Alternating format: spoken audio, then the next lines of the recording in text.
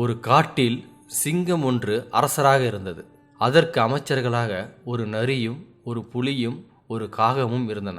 ஒரு நாள் ஒட்டகம் ஒன்று வழி தவறி அந்த காட்டுக்குள் வந்தது. அதை கண்ட காகம் சிங்கராஜாவிடம் அந்த ஒட்டகத்தை அழைத்து வந்தது. சிங்கமும் ஒட்டகத்திற்கு அடைக்கலம் கொடுத்தது. அதையும் தன் அமைச்சர்களில் ஒருவனாக இருக்கும்படி கூறியது. சிங்கத்தின் கரிசனத்தை கண்டு ஒட்டகம் மிகவும் மகிழ்ச்சி அடைந்தது. இவைகளெல்லாம் தன்னிலை மறந்து நண்பர்களாக சந்தோஷமாக வாழ்ந்து வந்தன. ஒரு நாள் வேட்டைக்கு சென்ற சிங்கராஜாவுக்கு எந்த உணவுமே கிடைக்கவில்லை.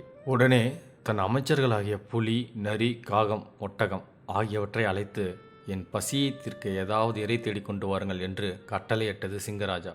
அவைகள் நான்கும் காடெல்லாம் சுற்றித் திரிந்தன. எங்கும் இறை கிடைக்காமல் திரும்பி வந்தன.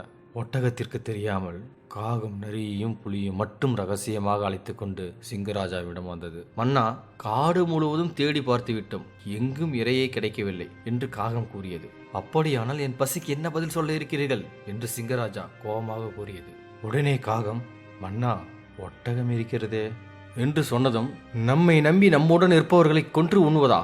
இது எல்லாம் மன்னிக்க முடியாத பாவம் என்று சிங்கராஜா கூறியது. அரசே, ஒரு குடியை காப்பாற்ற ஒருவனை கொல்லலாம், ஒரு நகரை காப்பாற்ற ஒரு குடியை கொல்லலாம், ஒரு நாட்டை காப்பாற்ற ஒரு நகரையே கொல்லலாம். இந்த நீதியை கொண்டுதான் பஞ்சபாண்டவர்கள் தங்கள் மகன் அரவானை போர்க்களத்தில் பலி கொடுத்து வெற்றியடைந்தார்கள் என்று காகம் சிங்கராஜாவிடம் நைசாக கூறியது. அடைக்கலம் வந்தவர்களை அழிப்பதா? இதில் துளியும் தர்மம் இல்லை என்று கூறி சிங்கராஜா மறுப்பு தெரிவித்தது. அரசே, அடைக்கலமாக வந்ததை நீங்களாக கொள்ள வேண்டாம், அதன் ஒப்புதலின் பேரிலே அதை கொன்று பசி தீரலாமே என்று காகம் சிங்கத்தின் புத்தியை மழுப்பியது.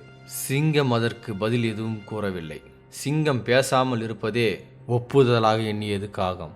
உடனே அவ்விடத்தை விட்டு நரி, காகம், புலி மூன்றும் சென்றன. ஒட்டகம் வந்தவுடன் நான்குமாக மீண்டும் சிங்க மன்னனிடம் வந்தன. அரசே, இந்த காடு முழுவதும் தேடி பார்த்து விட்டோம், இரைகளே அகப்படவில்லை. வேண்டுமென்றால் என்னை கொன்று உண்ணுங்கள் என்று காகம் கூறியது. உன்னுடல் எனக்கு ஒரு உணவா என்று சிங்கம் நகையாடியது. உடனே நரி, சிங்கராஜா, என்னை கொன்று உண்ணுங்கள் என்று கூறியது. உன்னை தின்றாலும் என் பசி அடங்காதே என்று சிங்கராஜா கூறினார். புலி முன் வந்து, அரசே, என்னை சாப்பிடுங்கள் என்று கூறியது. நீயும் என் பசிக்கு போதுமானவன் அல்ல என்று மீண்டும் சிங்கம் மறுத்து கூறியது.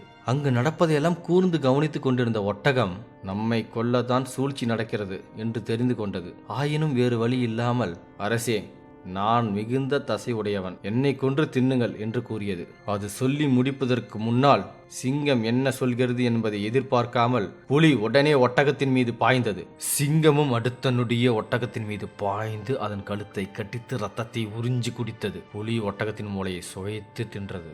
நரி ஒட்டகத்தின் ஈரலை கடித்து கொதறி தின்றது. காகம் ஒட்டகத்தின் தசையை கொத்தி தின்று வயிறு பெருத்தது.